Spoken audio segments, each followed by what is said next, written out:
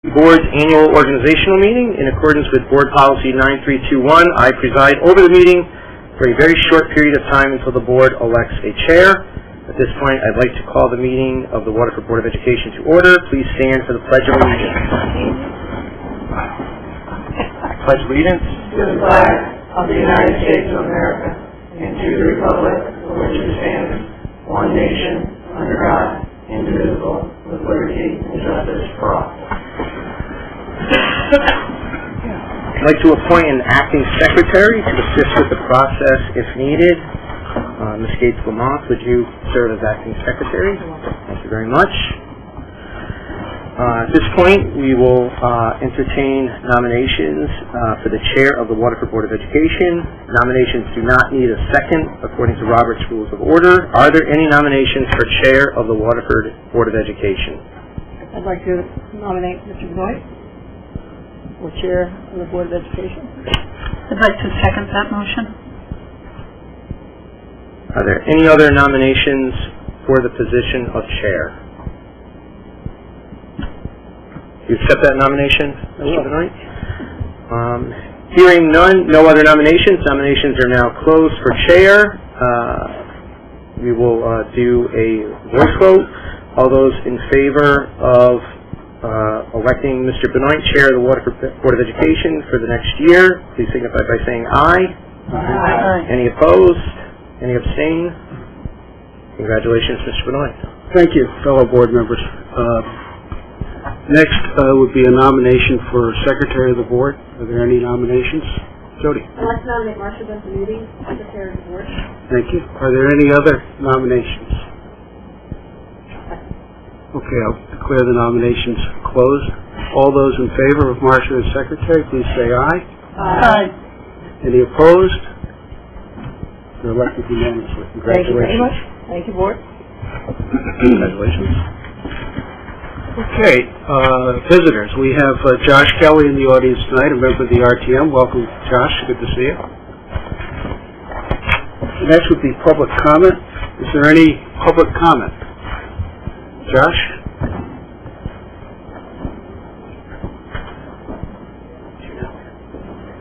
Unfortunately, I can't stay with you tonight. I have to run off to my own rehearsal, but I have just a few remarks here that I'll read.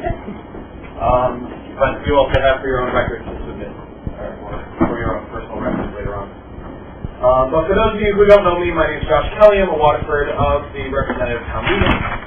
Those of you who are longtime members of the board will remember that I took the opportunity to speak with you on several occasions during my time in high school. One of those instances was on March 27, 2013, when I presented to you a petition signed by several hundred Waterford High School students asking that this board create an official student liaison position so that the student body may have an opportunity to participate in the creation of a learning environment in which they can collectively thrive. I'm here today to remind you, this board, of that outstanding request and to ask that the plea of these concerned students who signed the petition be answered. My understanding is that this is a question that has been recently brought to the policy committee. And that's why I'm here before you today. Due to the nature of our school system, it's easy to dismiss requests like this out of hand. The vast majority of our pupils graduate from high school within 4 years, meaning that any movement to create lasting change is difficult to sustain, making the request all the easier for this body to ignore. I may no longer be a student myself, but the submission of our petition was not so long ago that I don't remember how passionate many of my fellow classmates were about our town, the success of our school system, the level of support that their system was or was not able to offer them. I remember the countless conversations I had with my fellow classmates about this petition, where they expressed to me their fear that it would not be taken seriously by adults, that it would not create lasting change. So far, my classmates have been proven right.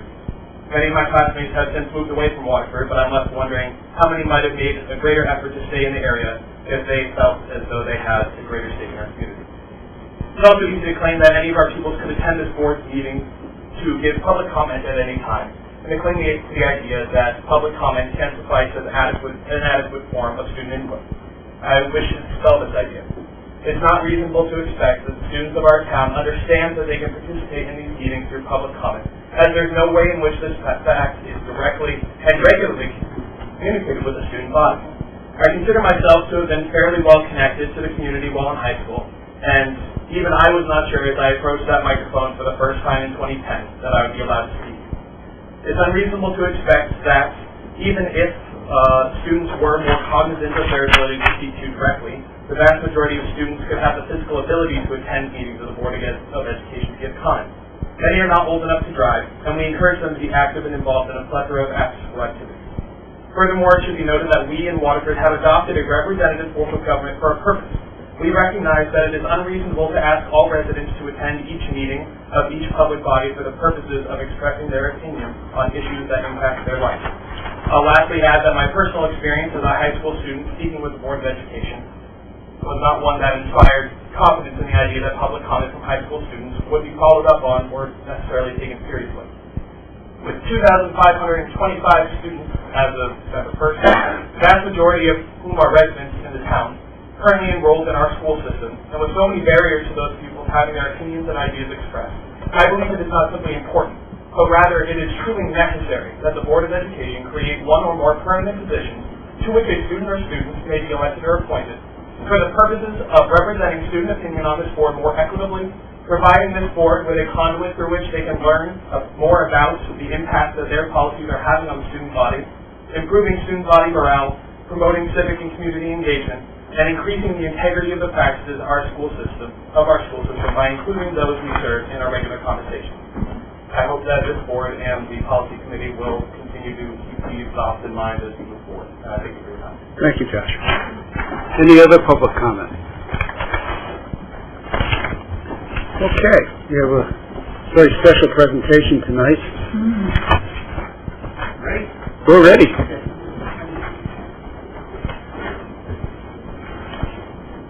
How cool having the kids here for getting the movies, huh? I want to introduce Mr. Tim Fioravanti, who is our music director at the high school. He's also our K-12 music curriculum coordinator. And we started a tradition last year of having the high school chamber choir with us, and backed by popular demand, they are with us one more time. Good evening, everyone. Choir got a little bigger this year, so trying to squeeze them all in.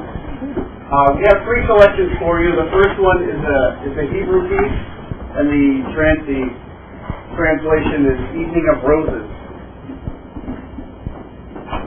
We're moving now.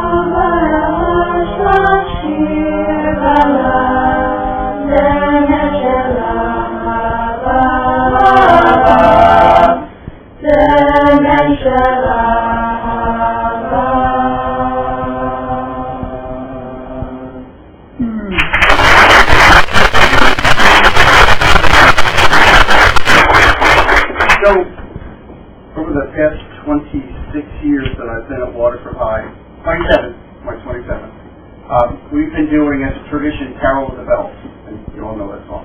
So last year, for those of you that were here, we actually learned it in the original Ukrainian, and we're going to do that for you tonight. We're going to keep doing in Ukrainian now. So this is Shevlik.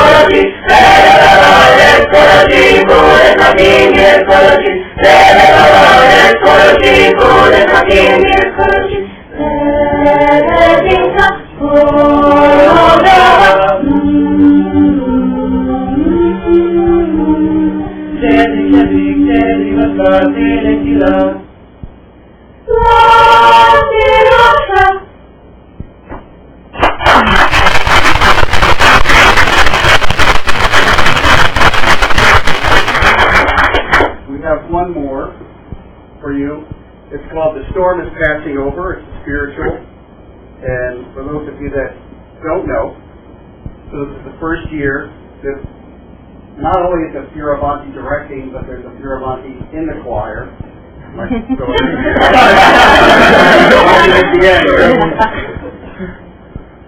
Not 2 nights in a row. Okay.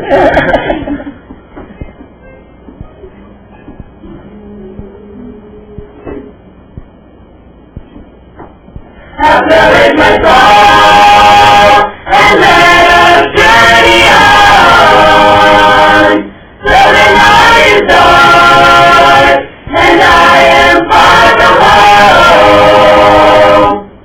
take me to God, the morning light appears. The storm is passing over. The storm is passing over. The storm is passing over. Hallelujah. The storm is passing over.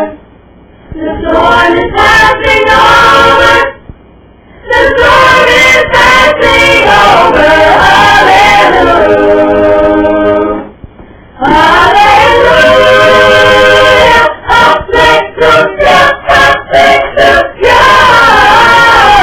The storm is passing over. The storm is passing over. The storm is passing over. Hallelujah. Hallelujah.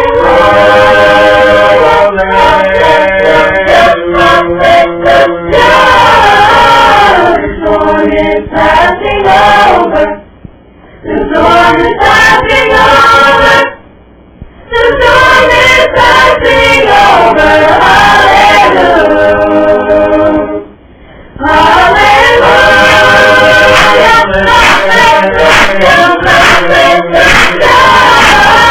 The storm is passing over. The storm is passing over.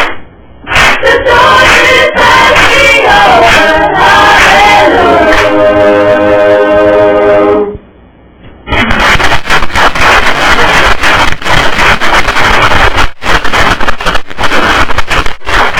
Tim, thank you very much. Members of the choir, thank you so much. Great job. Great job, everybody. Thank you.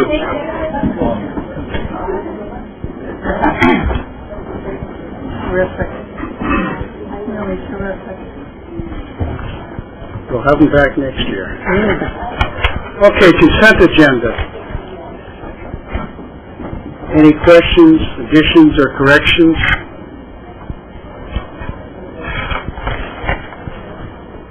If not, a motion to approve the consent agenda would be in order. So moved. Second? Amanda? All those in favor, please say aye. Aye. Any opposed? Motion passes unanimously. The only correspondence we have is going to be taken up under 7B, the appointment of someone to the Retirement Commission. So, Tom, we'll move right to your report. Sure. Good evening, everybody. Tonight, we are presenting an overview of our school growth plans. Some of you on this Board of Ed served on the Strategic Plan Steering Committee several years ago, and one of the outcomes of that strategic plan was to really develop bona fide school growth plans at the school level. Just want to make sure we have activity here.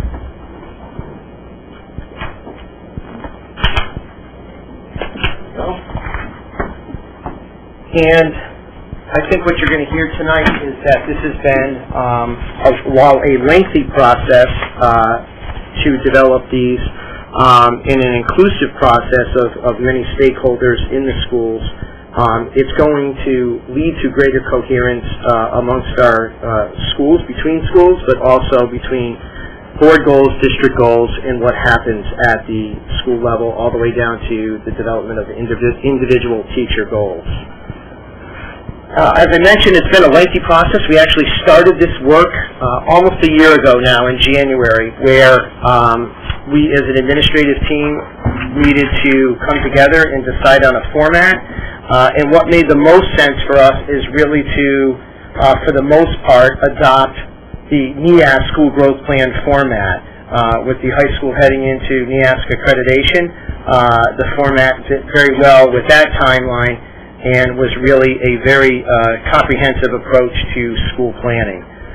From there, principals and school-level committees began to draft initial goals and objectives, and by May, our team brought back draft plans to an admin council meeting, and we ran through a critical feedback protocol to really give feedback on each other's plans through a critical eye lens. From there, after that meeting, principals took their plans back to their schools, engaged staff up until the end of the year, and then really began to refine those plans as more data became available over the summer. It really became the focus of our annual leadership retreat, which we hold at Waterford High School each August. And again, principals presented those plans to the whole group. We ran through a feedback protocol again. I think they began to appreciate that feedback, and principals, once school's back in session, really revised and honed that plan with their school leadership teams, and then asked the whole staff for feedback at the high school. That was really through departments, middle school really through teams, and at the elementary level through grade levels. So it's while it's been a lengthy process, we wanted to do it right and make sure that on our first attempt we really walked away with a usable document and not something that was just going to really sit on a shelf. All of our components share these. So you're seeing a very high-level overview tonight. All of the plans encompass these almost dozen items, from goal statements to timelines, people responsible for executing those, are there resources needed, what are the metrics of success, as well as any budgetary impact, and specific to the high school, does it align to the NEASC standards. At the other schools, it's really around alignment to our strategic plan and board goals. This evening, you're going to hear all the way from pre-K to 12 what those goals and objectives are. It really is a working document. These are guiding teacher goals. School plans are constantly being revisited and honed. I think what you see through the development of these plans is a greater role of our school leadership teams. You've heard us talk about our Teacher Leadership Academy, and many members of those teacher leadership committees at the school level are graduates of our Teacher Leadership Academy. While these plans represent our most important goals, many of you on this board either serve in education or did, you realize that there's more work going on than just what's in a plan. It really is turning into our roadmap. We're going to hand it over to the high school for their overview, and we're going to run right through high school, middle school, and elementary. We hear specifically from Thank you, Tom. And as Tom mentioned, the high school, really a lot of what we're doing right now is driven by the NEASC reaccreditation process. And last spring and into the summer, a large percentage of our faculty was working on a self-reflection process, which had us going through all of the 5 standards for the NEASC accreditation process, asking ourselves, where do we stand right now? What are our strengths and what are our areas for growth? And our school growth plan really mirrors what we identified as those 4 key, most significant areas for growth on the part of the Waterford High School faculty. And so there's a real alignment to what we need to do with the NEASC process. The NEASC sent a collaborative conference team out to visit with us just about a month ago, and they're in the process of writing their report about that. So some of these goals will no doubt tweak a little bit, revise based on their feedback, but these are the goals that we felt were going to best get us where we need to be in the NEASC process. This first one is really goal 1, aligning our assessment practices to the district's vision of the graduate. This has been the lion's share of the work so far. We developed a strategic plan with some really key transferable skills that we want all students to know and be able to do. Now what we need to do is go back and look at our curriculum and ask, are we really teaching for that? Are we assessing those skills? And how do we know that? And so that's been really a large part of the work we've done so far. Going the wrong way. That's been a large part of the work we've done so far. We've been working directly with the Great Schools Partnership on that. They are a group out of Maine that really focuses on mastery-based assessment, and their assistance has been really helpful to us. Our second goal is to improve the academic performance among our high-needs and at-risk students. The majority of our students are doing fine. They move along towards graduation at an appropriate rate. They get good grades, they get good SAT scores, they go on to college. We do have a group of students, just like every school does, that really are not thriving as well. And what we really want to do is identify what their needs are and work. If you look at the actions, you'll notice that some of them are really individual action steps, providing targeted interventions to the kids who need them on a one-on-one basis. A lot of the action steps are more large-scale, for instance, the continued restructuring of our Algebra 1 course to identify and meet the needs of all students. But the idea is to really find and hone in on those performance gaps at both the individual and the large group level when and where we identify them. Our third goal is really an ongoing effort. Over the last several years, there's been an explosion in the social emotional needs of kids in America. It's not a Waterford problem, it's an American problem of anxiety, just the stress of 21st century life and the impact it has on children. And so we've been working a lot to really foster the social emotional skills and the resiliency of kids. And our third goal is really about beefing that up, continuing to work on that. I'd point out the second to last bullet point there, increased social skills programming for identified students.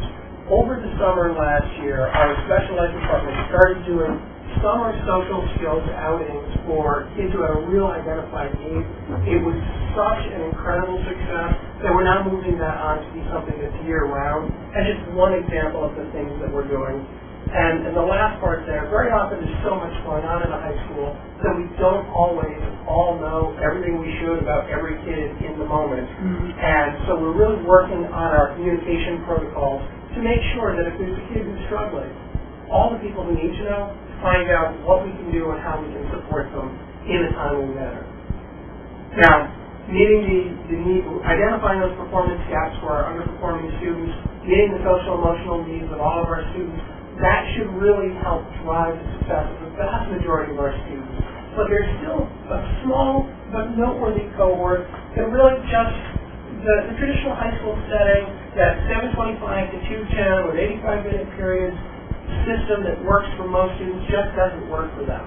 And so what we've decided to do for our fourth goal is to investigate the implementation of alternative education programming for our most at-risk students.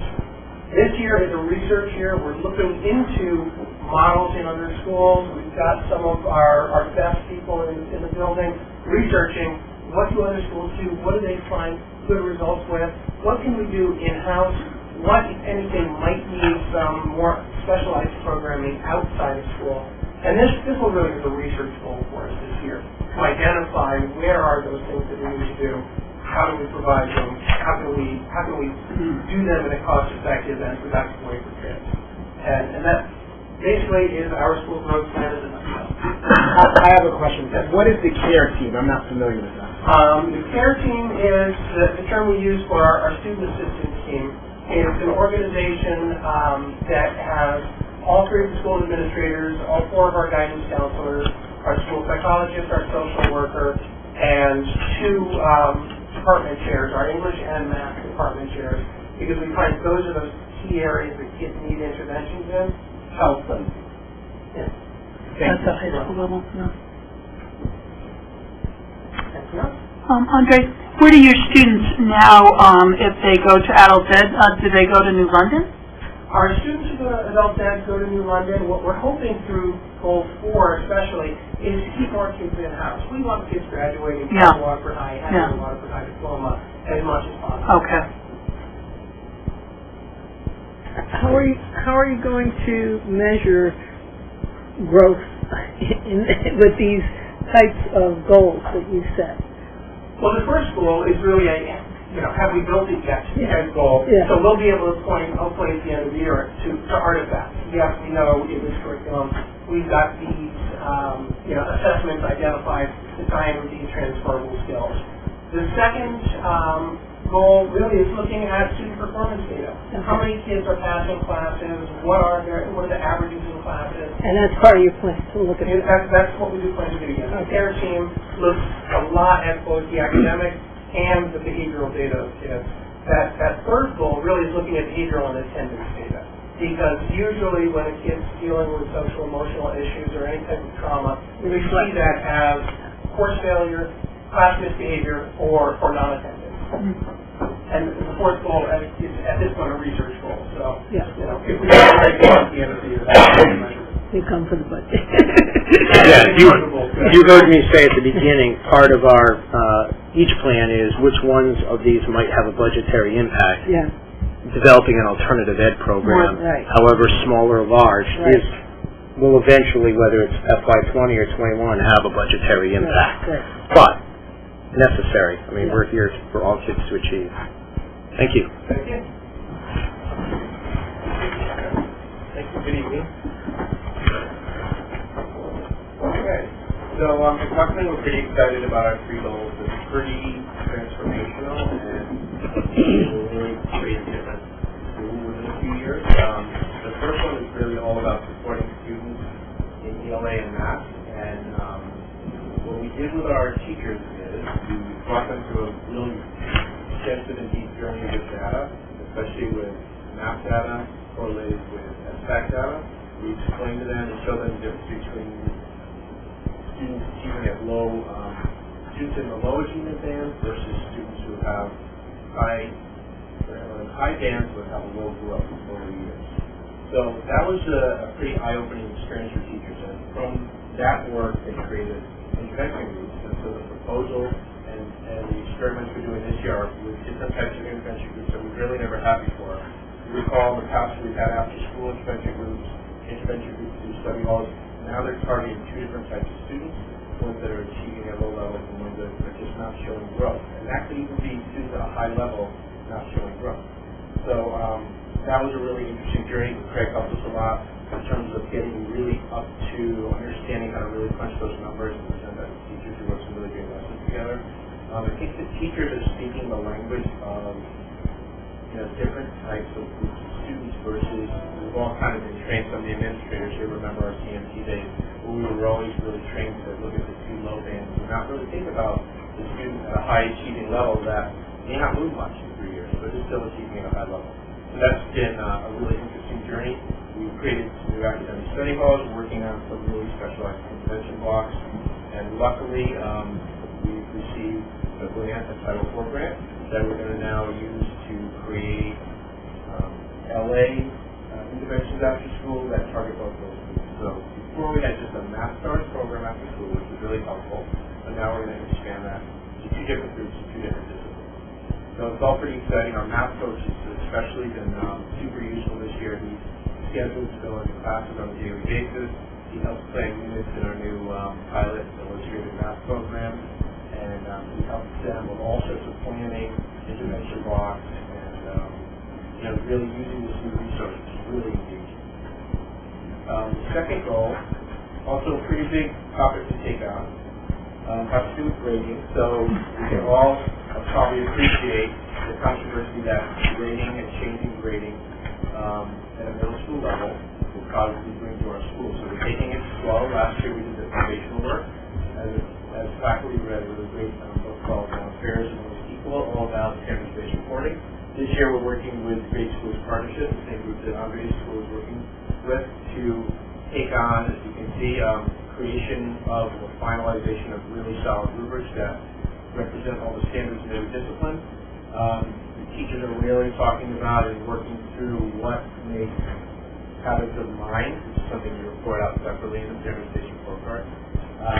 And then just working alongside a small group and also sometimes with full faculty with the Great Schools Partnership consultants to take us through a journey that might take up to 2 years, where hopefully we'll have a pilot either, some experimental report cards this spring or fall, and then we'll do something more permanent. But it's a nice natural flow from the elementary school where they have standardization programs. I think what's exciting around the work with grading is many times when you change the way you grade, you're changing the way you teach in the classroom because they have to match. So when you see the work that the middle school is doing, changing grading, change instruction, the high school's attacking the same issue through a different lens.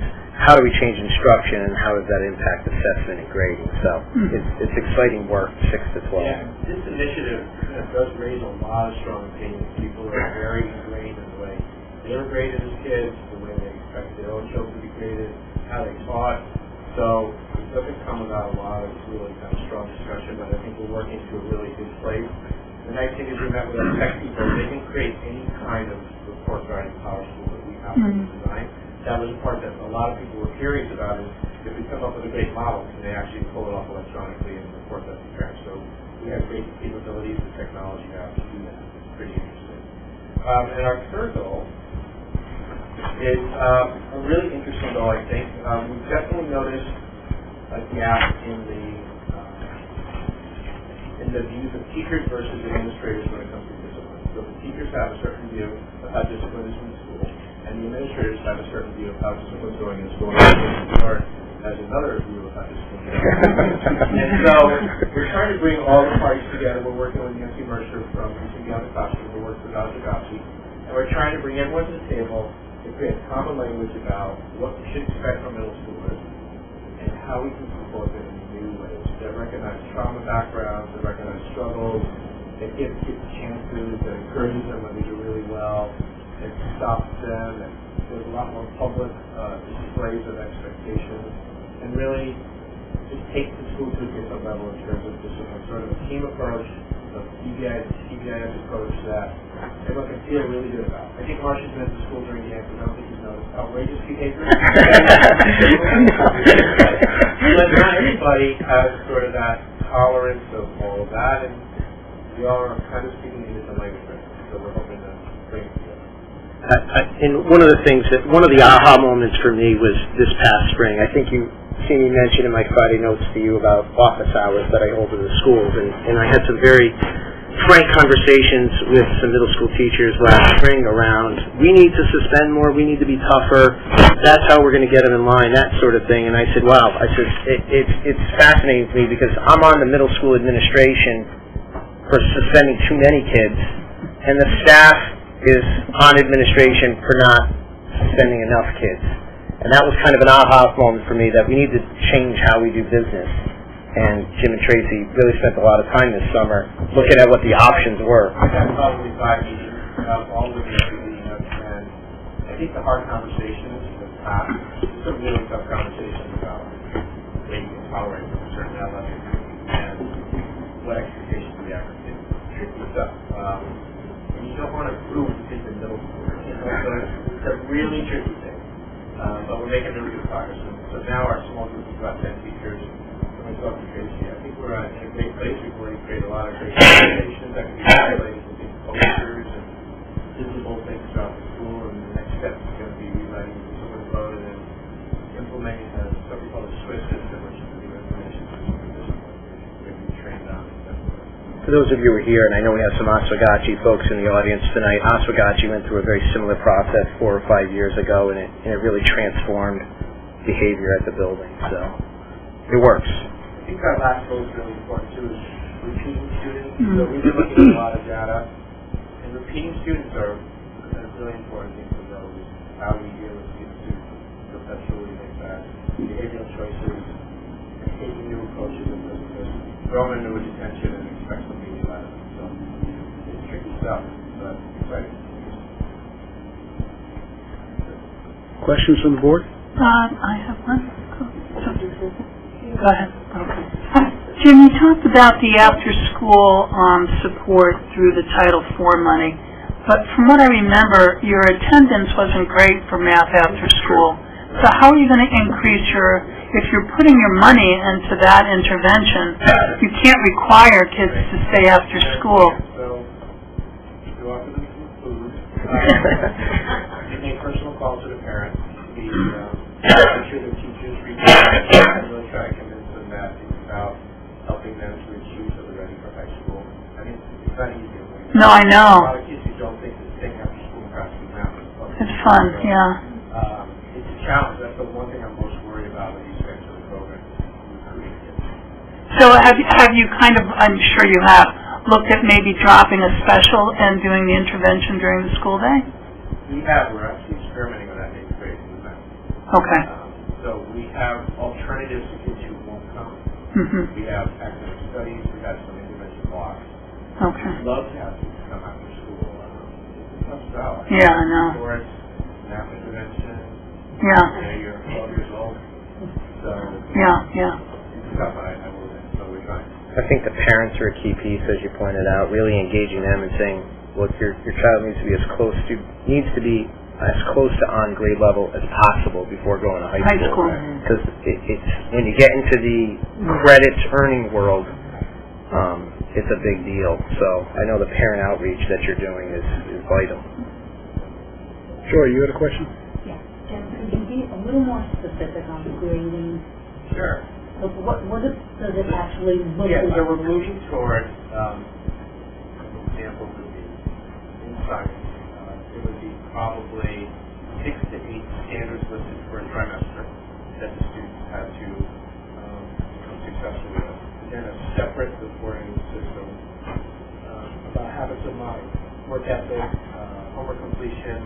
So we're taking out sort of the fluffy stuff that it's not really fluffy, but tends to skew really mastery of content. And you can see it in that, where SFAC scores are here and work rates are here. So it should be closer, and really we should be reflecting in a reporting system mastery purely and work ethic in an included section. Doesn't mean we're going to drop A through F. It could be that one is an A through F, and maybe the habits of mind are 1 through 4, but we're working. I think some districts are Correct. dropping A through F. Some are. So Joey, that really goes along with our elementary report cards that we have kind of an four-dimension system, and we note the academic progress for one system, and then the grit, the perseverance, the homework completion, the participation in another scale. Whatever system we come up with, we really design initiatives with a consultant to have teachers and these inputs, so it's not just me and Tracy saying, well, here's your report card, try it out. Anyone else? One quick question on goal number 1. Sure, absolutely. I hope you do reach the 10%, but I think that's kind of a very lofty percentage to hit. And are you then following that up with all your PLCs and? Yeah, we worked on all three of these golden PLCs, especially number one. So we took it from the all faculty level where we talked them all up and down, as we now track monitor all the PLCs weekly, and they're doing a lot of work with identifying students, putting in their intervention groups, reviewing teaching strategies, and seeing what works with certain kids, what doesn't, and then planning these intervention blocks. Greg also pointed out that 10% will not be bad. And the 0 to 25%, as you said, is anyone showing no growth, and they could be in the upper percentile. Exactly. Right. So the teachers are aware of who those kids are. Do you remember last year we showed you that fourth quadrant? Right. They now see all of their kids in those quadrants. And one of them is high achieving and low growth. Mm-hmm. Right. So they can visually see it. They click on the kid. It's so simple now. That's good. So I was actually at the staff meeting where Jim showed this, and then every team got their class list with the exact SAC data for their kids, and then directed as a follow-up of their PLCs some answers from guiding questions around looking at in areas. So there's I think a very strong state awareness school-wide this year that Jim will say is probably the best knowledge base in the middle school. Now that we have math 3 times a year too, you can correlate all of this stuff. Right. And you really have to convince people of the need for an intervention sort of internally. You can't just say, I think myself. If you see it 3, 5, 4 data points, it really continues. Okay. Thank you. Thank you.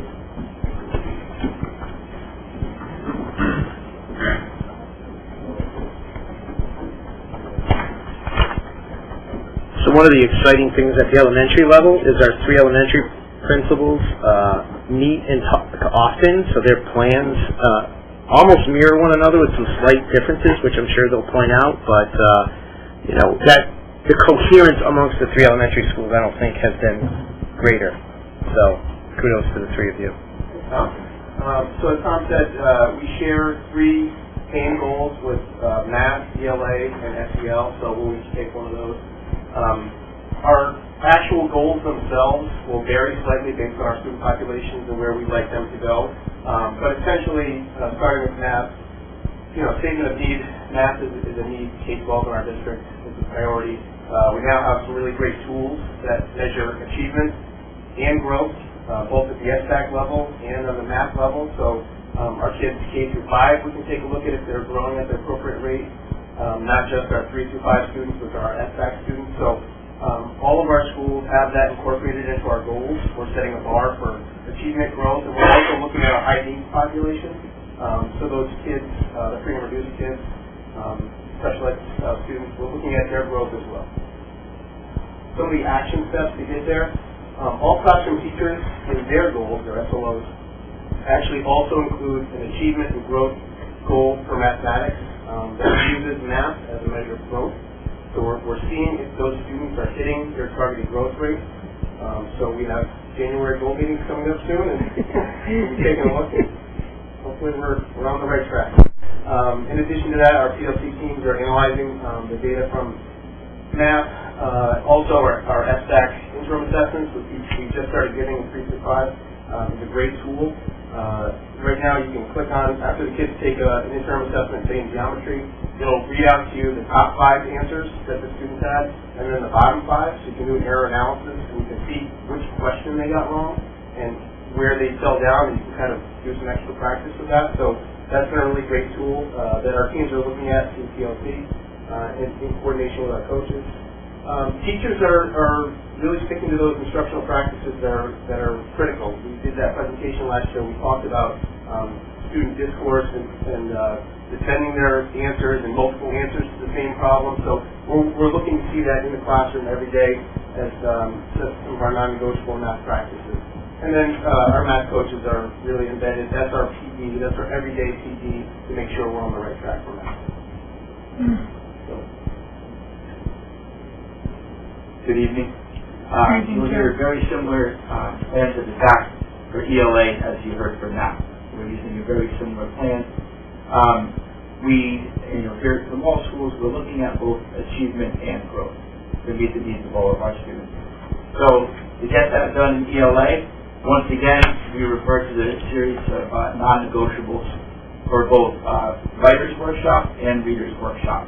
This builds a common vocabulary, a common physical setup of classrooms that you'll see, although it's not lockstep and we embrace the artistry of our teachers. When you go into a Waterford Elementary classroom, you will see certain things to make sure there's consistency as we teach both reading and writing. An essential piece of all of this, once again, is our use of coaches, both in the classroom, modeling best practices as teachers are the student, and also outside in regularly scheduled consultation and reflection meetings with our staff.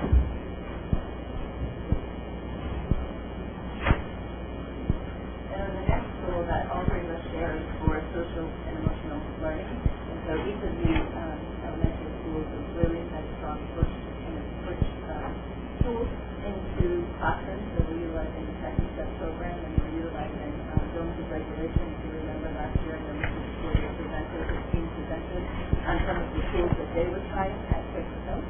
As a result, they've put some together writers of lessons together, and we kind of worked with the psychologists, and they put together teams last year, and they kind of spearheaded some of the professional development that started in the beginning of the year, and then the teachers have really embraced teaching daily second step lessons and incorporating those regulations. So I'm going to talk to you a bit more depth about that, because my presentation tonight is going to be about social emotional learning, and I'll talk to you about some of those goals, some of the tools that are used for that related.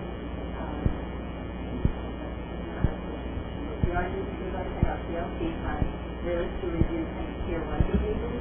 So we have a number of things in place for students. We use our WI process for more students that have more intensive needs. We've had multiple trainings on second step as well as new zones, and then I think the collaboration for our related service providers as well as special education teachers has been very positive with partnering with our classroom teachers and going in and teaching those lessons.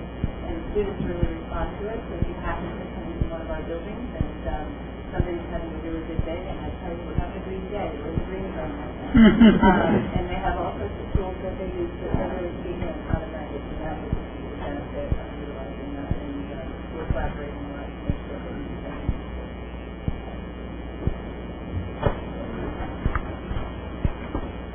So, what we've seen tonight really is solely driven by distribution. So this is really Waterford's blueprint, the architecture for many of the things behind here. When we talk about how we're kind of tying all this together, we're using CLC, you've heard that now, in school, to really look at instruction, look at assessment, and plan for the next step of instruction. And as in the strategic plan, it was called a district TLC as one of the action goals. That's been branded as our district analysis and action data team. So the DAC team came up with, so members, 22 members, administrator teachers, we looked at a myriad of sort of cycles of inquiry to look at how we're going to construct kind of a data cycle through TLC. District-wide, all buildings have come up with this sort of team cycle where focusing on kind of an area of inquiry, or the strategies, or the assessments, as elementary, Chris Scoria said, like for math data, they would look at it, and then based upon that information, what are we going to refocus on? And so that's really being driven through TLC, and the DAC team also looked at a number of protocols, which is aligned to our strategic plan when it comes through how we're using the district goals all the way down to the teacher and school via TLC. They've come up with a protocol for their district leadership team to look at data on a school level and PLC protocols for grade level or department teams to be used as well. And this is being implemented this year, and we'll be getting preliminary data back to the DAT team in the spring. So that's really kind of how this school growth plans are being tied together. Questions or comments from the board? Ma'am? How often do the data teams meet? The district DAT team meets 5 times a year. The cycles at the school level is really dependent upon the data sets that they get. The PLCs meet regularly, but we determined not to do a set like a 6-week cycle rigidly. So it's really organic to the needs of the department based upon when their assessments are going to be. But you have PLC meetings weekly? Every week. Every Thursday. At elementary, at all schools? District-wide. After school? Yes. Jody? How does the city and everything parents about this going on? Because I really think we need the parents to get on board with a lot of the goals that we have going on, but as long as they understand what we're doing. Yeah, so I think the principals could say in further detail, but generally speaking, I know principals put things out in their school newsletters on topical items. I know that district-wide, we also take a blush at the connection for some of this, and after we have some news to report to the board, we will certainly make it more public. But do we have any resources for parents that are trying to help their children that don't understand, like the math or whatever? That's great, and later on when I speak about some of the Title IV kind of activities and goals that schools wrote up to touch upon some of this, as far as parent nights and stuff. That's another example. Amanda? I just wondered if there is a continuum that's similar to the zoning regulations that could maybe be utilized at the middle school, not so younger child-ish, if you will, DB-ish, whatever, but something that, since everybody going through all the K-5 or pre-K-5 now, we already know that, we get it, so now we can still continue that at Clark Lane with similar jargon and similar content. I'm not sure if there's something that's real similar in place, but... We have a few similar things, so we have our next professors are doing the lessons through all of the grades pretty regularly now. All of the management promotions, counseling resolutions, and then our in-camp program is weekly, about a half hour, 40 minutes a week. That has a bunch of different lessons too, so it's not called building regulations, but it's kind of in addition to what Mr. Sachs said, this is the first year of district-wide implementation, and your question makes a lot of sense in the sense that we think the middle school staff should really learn the semantics of the elementary program so that we could use that language as a proper kind of protection.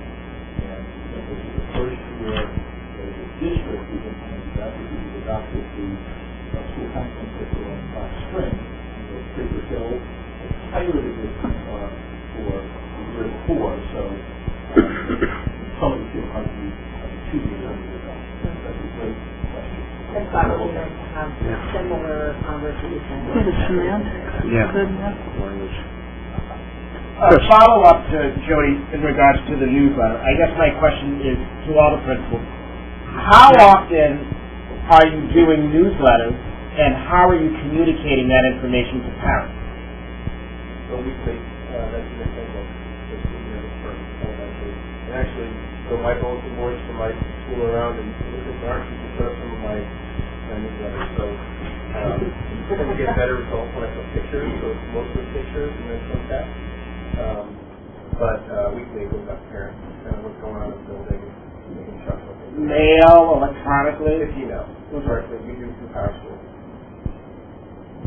think it's also important to, especially at the elementary level, if we write something, we share it with one another, so that there's consistent messaging that goes out to the person who's done a couple newsletters at the time, that will help you provide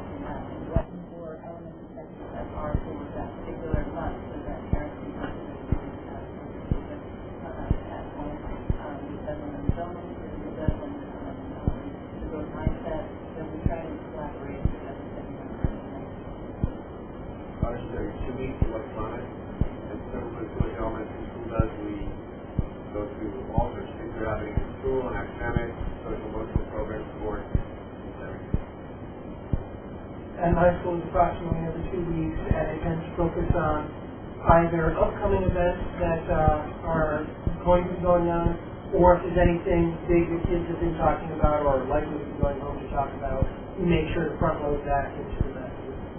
Thank you. Now, what are the chances of us getting, when they put these things out, getting that communicated to us in the Friday notes? So Sure.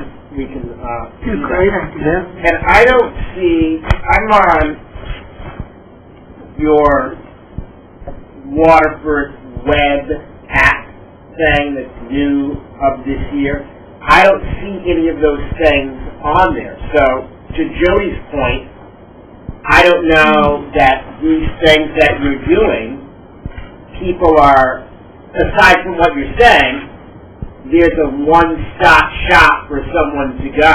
And I don't think it's on the website or anything, so I'd be curious to see. It's probably more school-specific on their school websites versus a global warehouse, say on the home page where people can say, click here for all the newsletters. That's certainly some enhancements we can look at to the website for sure.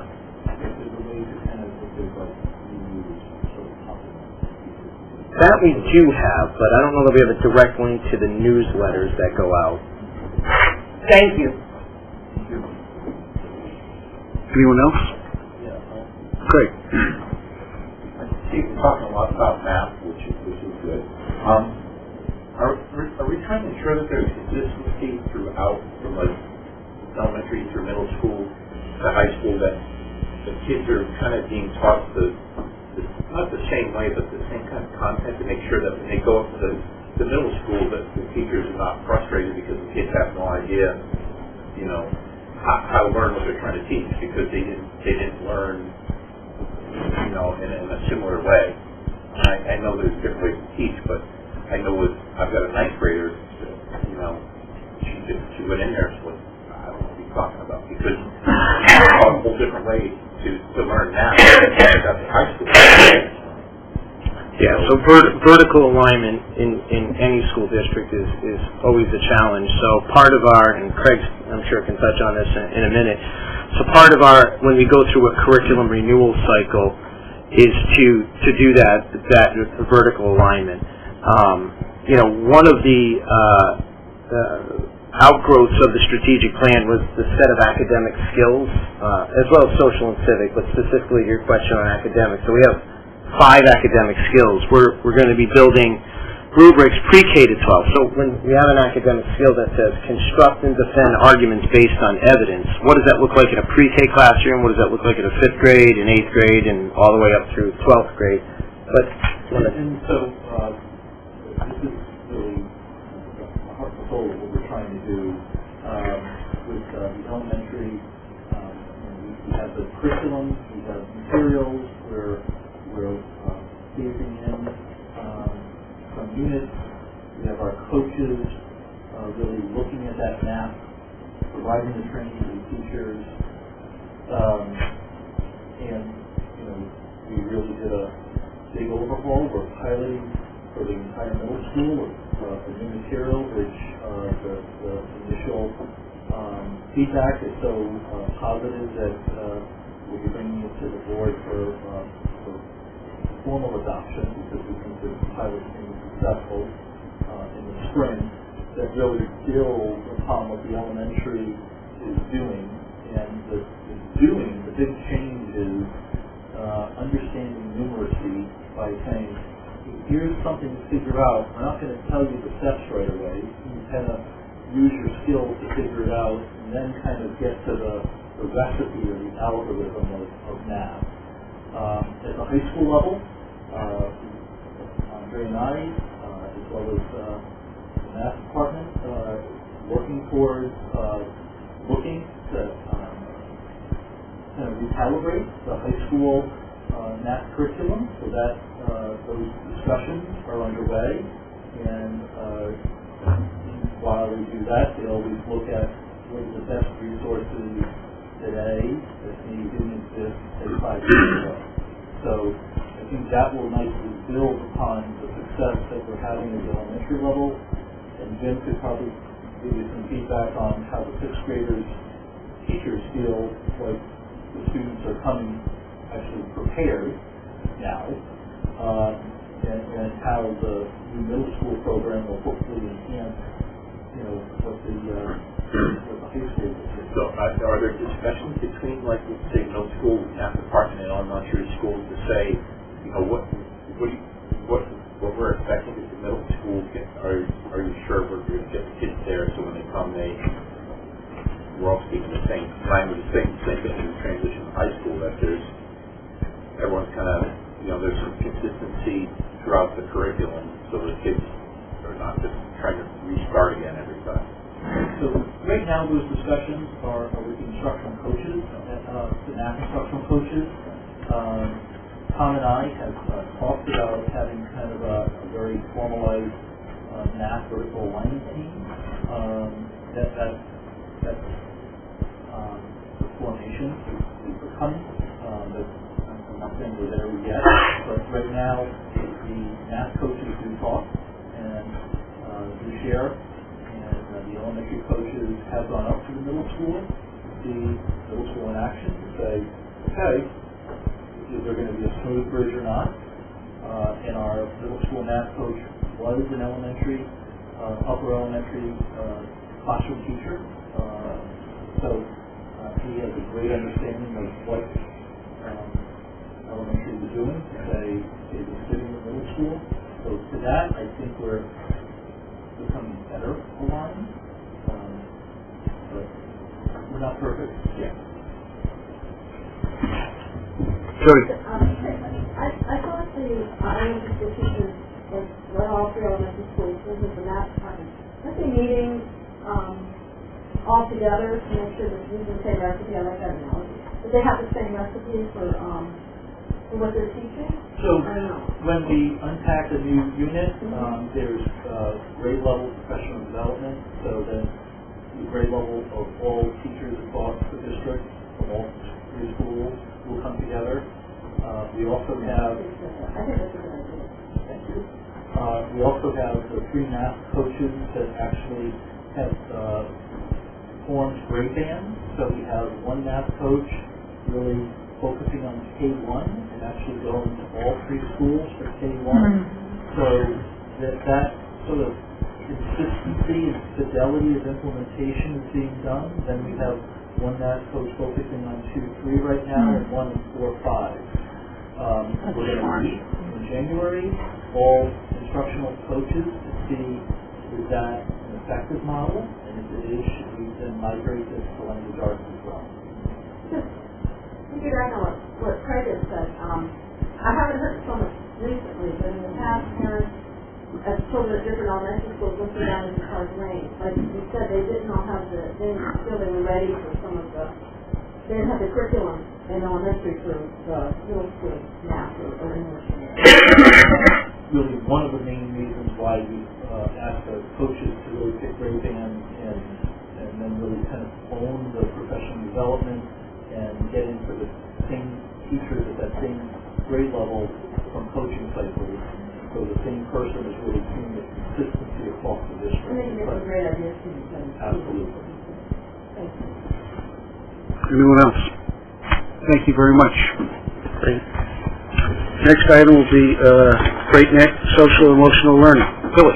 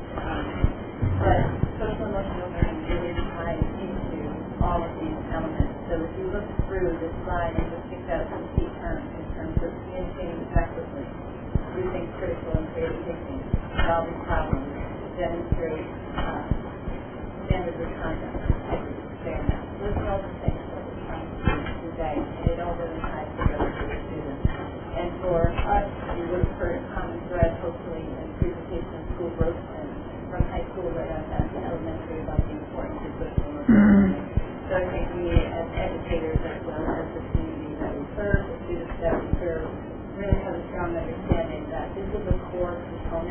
the success for our students really beyond high school, but having those lifelong skills. To focus on more than just academic content, but more on social emotional learning. Really embedded into that academic content, not necessarily one additional thing, but embedded in. So there's some current research which is from a meta-analysis conducted by the Collaborative for Academic and Social Emotional Learning. If you embed a very systemic process of social emotional learning, academic achievement has been found to increase from between 11 and 17 points on different academic tests. So it was a meta-analysis that they conducted, but it really talks to the support that districts need to have. I think we're really fortunate in terms of our strategic plan that we have a great deal of support and all kind of embrace social emotional learning to kind of pull that through the plan and pull that into our growth plan and really look at ways that we can measure that. So at the elementary level, we have the second step program, and we can measure that through the assessments at the end of the unit to see that students have received that instruction and that they understand it. And so we're looking for a number, 80% students. We want students to score 80% or better on this assessment. But I think bigger picture, we need to look at our students showing up to school. That's really measured by our truancy numbers going down, our chronic absenteeism numbers going down. What about ISS and OSS? We talked about that and talked about our middle school, kind of looking at having a common language there. But we want to be able to teach students in school, and that's part of the social emotional push, I think, for all of us.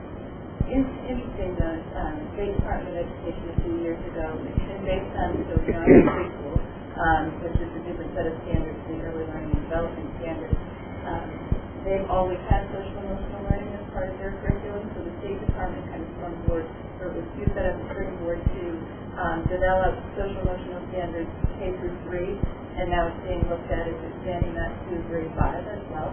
So a very important, I think, push within the state and I think across the country.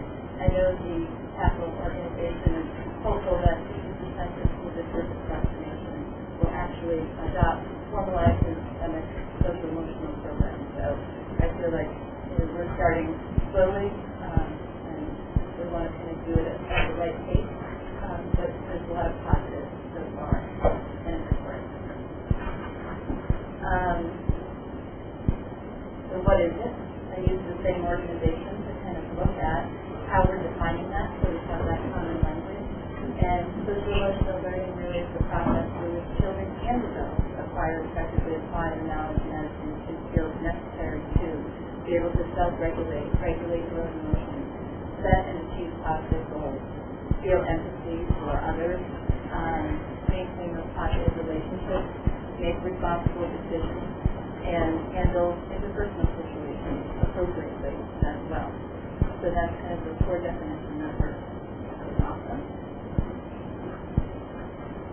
One of the graphics that I think kind of can't read it that well, but if you look at social emotional learning in the middle, all of those elements around are what we're really aiming to teach in the classroom, throughout the school, throughout the district.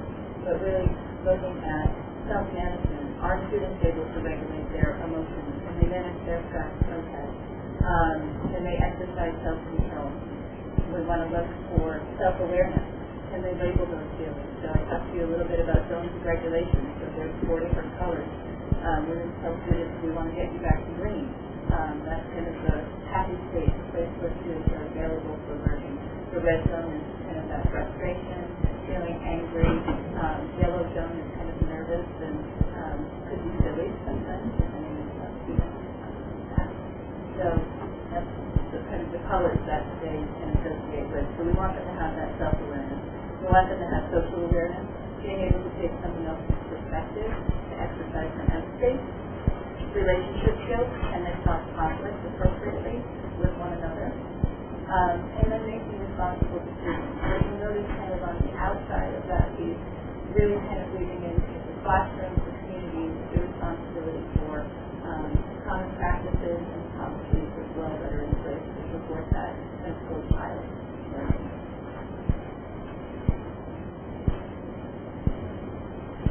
So these are some of the goals of embedding SEL into our curriculum. Really, we want to reduce any physical aggression, to reduce truancy, that speak to chronic absenteeism as well.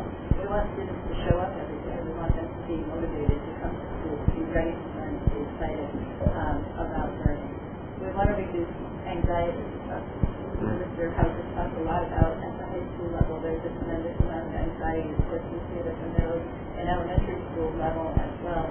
So what strategies can we give students to be able to manage that anxiety and increase their motivation? And at the end, really, we want to promote a positive sense of self for every single child. So those are kind of the larger concepts, but what are we actually doing? And what does it look like on the ground every day? So every day at the elementary school, there's second step lessons. Starts out with kind of a broad topic in the beginning of the week, and then there's shorter lessons throughout the week that really give students an opportunity to practice that skill that's being worked on. We've layered within that zones of regulation, and we really tied it into the everyday curriculum. So I'll give you an example for Thursday. A book that they do for their literacy curriculum that both Home of the Brave, if anybody's read that, but it will really tie a lot of lessons about empathy and it ties it right into what they're doing in second step and what we talk about in zone. So a lot of these lessons are tied through the academics, which is what you want to see. You want teachers to be able to take advantage of those teachable moments to really explicitly teach students those conflict resolution skills, that self-awareness, not being afraid to kind of take a break if they need that, to take a walk and regulate themselves.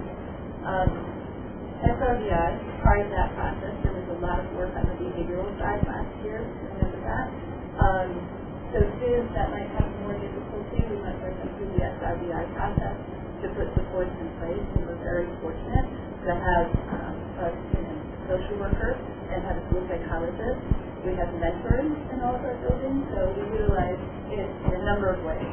So the adults in the building are all a mentor, so that a student kind of has a go-to person. It might be something that somebody that student has a relationship with. So those are we started that this year. The other side of that is our fifth graders as mentors to our younger students. I know that's the case in all three elementary schools. The other thing that we're trying this year, we'll see how it works out, but the police department has a mentoring program, and they utilize it at the middle school. So Officer Lane has been a fantastic resource. So we have several students kind of at the upper elementary that we're reaching out to get mentors for them, so that hopefully that transition into the middle school becomes a smooth process for them. But that's kind of, if you look at that graphic, really reaching out to the community and leveraging those resources and allowing students to know where they can go to get help if they need it, and not be afraid to ask for it. The other piece is the whole school communication piece. Trying to get information out to the parents. So we do information in the newsletter, but also when we have a captive audience, something like conferences, we're constantly kind of putting information out, having that display in the school, and talking about that to keep the conversation going. The other big piece, I think, is really just embedding it into our daily curriculum.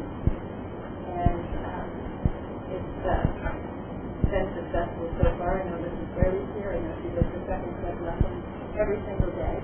And it's been very positive for our students and our SEL start this year. More to come soon.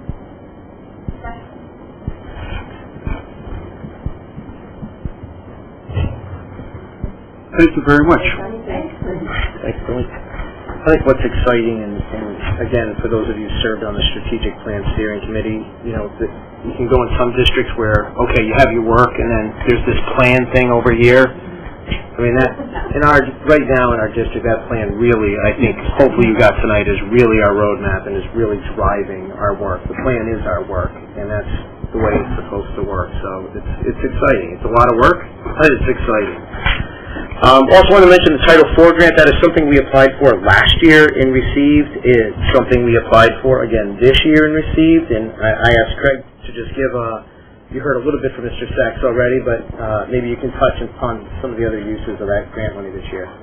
So last year, the first year the state allowed us access to this. We received $11,000. This year it increased on $2,000. The purpose of Title IV provides supplemental resources for districts to ensure that all students have priority for Title IV is to support well-rounded educational opportunities, safe and healthy students, and support effective use of technology. In 3 of our 5, so what I've done is sort of as each principal, okay, we'll just divide the pie by 5, and what do you have for thoughts to improve your students? In 3 of the 5 schools, there was a focus on math. So Concentraci, akin to what Jody asked for earlier, was doing Serious Family Game Night. The focus is to explore the math standards, and the goal would be to have parents be able to increase their capacity to support their child at home. They're looking for math standards through interactive teaching, and it's really the teachers sharing that. At Quaker Hill, another math focus, teaching computational thinking through the first LEGO League for Math Intervention students with a 5th grade focus. At Great Neck, they're focusing on enhancing and improving the students' performance in physical fitness assessments and also work on SEL. At Clark Lane, there are 3 components. In math, there's actually 4 components. One is on Pride Fitness for providing an extra opportunity for struggling students in the area of fitness and nutrition. And then there's a Math Stars, as Zach mentioned, around providing support for struggling students in mathematical achievement. LA Stars, same target group for undergraduate achievement.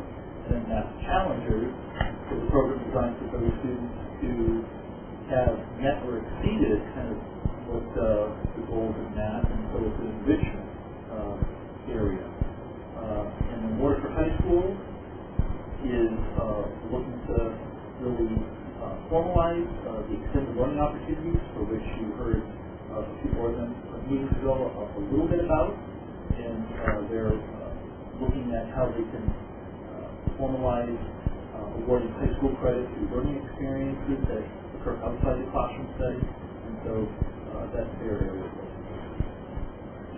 The overall grant amount is? $22,000. So it's a sizable chunk of money, and I think in this day and age where funding continues to remain uncertain, chasing grant dollars is important, that's for sure. Just a couple other announcements. Thank you, Mr. Powers. As Mr. Discordia mentioned, the artwork this month is from Quaker Hill, and again, it's always great to see the youngsters come up with their parents and check it out. We had a great STEAM night on December 4th at Waterford High. Last meeting I mentioned it was coming up. Well, we had it, and once again, very successful. I counted about 100 people in attendance yet again, and I know some board members were there, so you're there on multiple occasions throughout the evening. I want to mention, we have many community partners, but I know Great Neck is doing some work with the United Way on a volunteer reading program. In November, United Way donated 150 snack bags that they had put together with employees from Eversource to the Great Neck School for our students.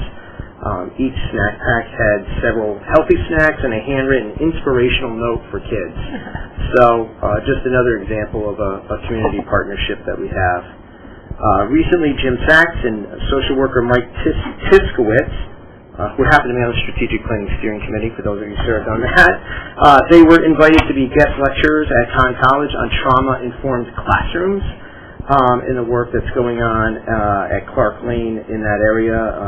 Clark Lane and the high school received PD from Yale several years ago about trauma-informed classrooms, and they were invited to speak at Conn College. So that's exciting. I mentioned last month about Jody's induction into the Waterford Sports Hall of Fame. I neglected to mention that Marcia's son was also inducted that evening, so for swimming, I believe. Yes. So congrats there. My last announcement is around the capital plan that the Board of Ed submitted to the First Selectman. You might remember that was approved at the last Board of Education meeting. We submitted a series of 9 prioritized areas, as well as resurfacing tennis courts, as well as acting on the recommendation from the softball feasibility study committee. Mr. Mancini and I met with the first selectman yesterday, and in his first run of looking at our capital request, that has been trimmed. Again, it's early in the process, but I felt it was important to share with the board what those are, and Mr. Mancini has a slide, and I'll just ask you to maybe review that a little bit, Joe. So, relatively quickly from the first election, before we had submitted the chart, we actually did give an order of priority to the field on the left-hand side. Very difficult to see, you'll see like Waterford, first field and track, we've got 7 all the way to the left. That's the priority, and that's what I was number 7. So, we went 1 to 5. IT learning board end of life, right? This is the third installment of learning burst. The board's $400,000. That one here that was forwarded on. The IT virtual desktop and processor. This is the second year of $300,000 project. That one's also being forwarded on. The school security grant. This is a new one for this year. This is just added. There is a reimbursement possibility on this. That one is being forwarded on. Bus lot office. So you guys are aware that buses are now located over at the high school. There is a project going on over at Public Works where they basically take the property for at least the next 2 years. The found some cost savings that have been located here. We need to build a permanent structure. The permanent structure would happen anyway, whether or not it was up at the Public Works garage or across the street. So we're planning $150,000, $75,000 this year, $75,000 next. That one will also forward on. The last is the tennis court.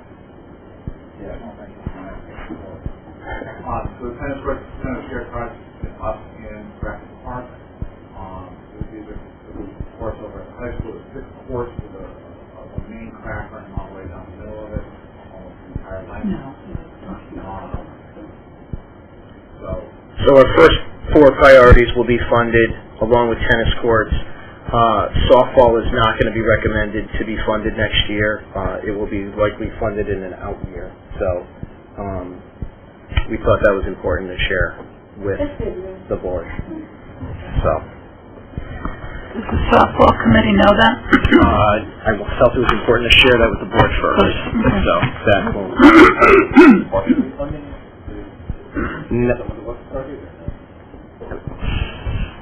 Some mention of that, but I mean, it's going to be in the plan to be funded in an out year. This is not a public meeting that you had with the first selectman. No, it's not. So, I mean, there's an opportunity to pitch the plan to the board of selectmen. Right. Struck out.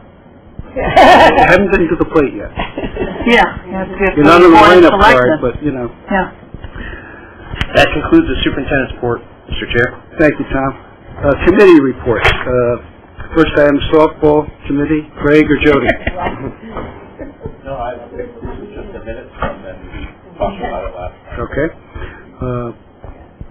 Policy committee. Marcia. Yes, we have 4 policies before us tonight, which we discussed, and we are waiting on some more information on one of the policies that we were looking at, and then the idea of having a board member from the high school was discussed, and we have a number of questions that are being researched, and we will get back to everyone as soon as we finalize that.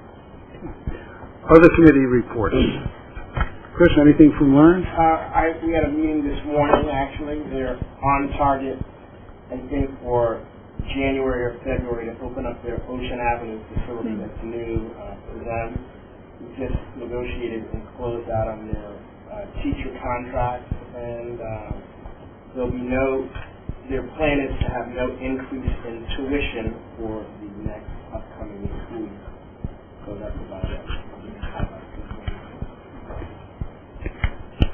Any other reports? Jody, Youth Services? Youth Services, they had a total of 161 families that needed help this year, and we were able to help all of them. They did take they made an offer to the program director, and if he does accept the position, I was wondering if it would be okay to invite him to one of our board meetings so you could all meet him. Absolutely, sure. And then the food locker, by moving it to Youth Service Bureau, it's working out really well. They've had a lot of families that have been able to take advantage of it, especially over the weekend, which is great. When it appears at Town Hall, they can always come during business hours, so it's working out well. Also, Youth Service Bureau, thanks to Patrick Jack Foundation, they're able to help some families in need with their food, which is really good. That was in the paper today. That was a nice little article. Yeah. Tomorrow wrote it, yeah. And that's about it. They're going to start, when we have the new program director in, they'll start their winter programs after the Christmas program is done. And then everybody here is invited to the open house at Youth Service Bureau next Wednesday. It's the 19th, and it's from 1 to 6. And you can see all of the nice donations that the town has given them. And just go in and just see the Youth Service Bureau. They have the whole building now. They're not just forced to be just downstairs, so it's worked out well. And we also have our the students that have gotten suspended. They go to school upstairs there. That is correct. Thank you, Jody. Any other committee reports? Okay, new business. Discussion and possible action on our budget assumptions for the next fiscal year. Tom? Sure, I mentioned these briefly last month under committee reports. These really are those guidelines that enable us here at Central Office to pull together a recommended budget for your review. These are kind of those assumptions that we're going to make in building the budget, whether it be curriculum renewal, the costs that we're going to assume for goods and services according to the Consumer Price Index, those sorts of things. What are the class sizes we're aiming for, those sorts of things. Certainly, if there's any questions on those assumptions, myself or any member of the Finance Committee could answer, but I would ask for approval. Any questions from the board? Comments? I make a motion that we approve the budget assumptions as written. Jody? Okay. All in favor, please say aye. Aye. Any opposed? Motion passes unanimously. Next item on the agenda is the appointment of a member to the town's Retirement Commission. They would like that in place for their January meeting. Lynn, you've served in the past. Yes, and I'm Would still you be willing to? Absolutely. I don't actually report out to you folks because it's not something that, we really basically are, the purpose is to make sure we're managing our monies to provide benefits, both pension as well as insurance. So it's mostly a financial arm. Thank you. Given your acceptance, I would appoint you. However, that requires board approval. If I could have a motion to that effect. Jody? Second? Marcia? Okay. All in favor, please say aye. Before moving on to the next item on the agenda, I just ask that all board members within the next 2 to 3 weeks let Caroline know what your committee preference is. If you'd like to continue serving on the same committees that you are, or if you'd like to switch, and she could forward that on to me so that we could have that on the agenda for our January meeting.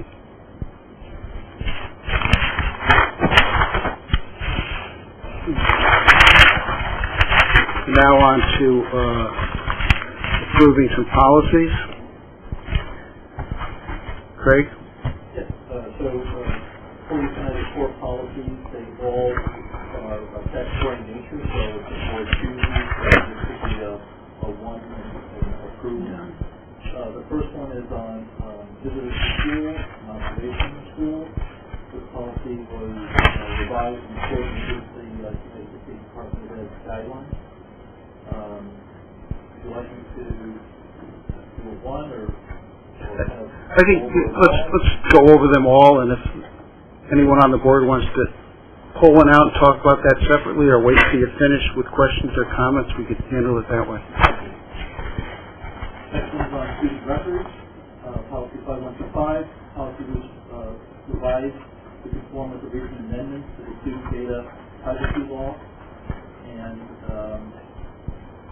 where they have made additional circumstances where districts may disclose educational records. The third one is student use of drugs or alcohol, policy 5131.6. The revisions to this policy made in accordance with Public Act 18185, which permits students to possess and self-administer medication in certain circumstances, and which means the board policy to allow this should not be subject to prison. And the final policy is on restraint and seclusion, policy 5141.6, and it basically revises the definition of physical restraint and seclusion, and it has a new definition of exclusionary timeout. This act is required by January 1st, 2019, and the district implemented procedures to use exclusionary timeout of students. Any questions or comments from members of the board?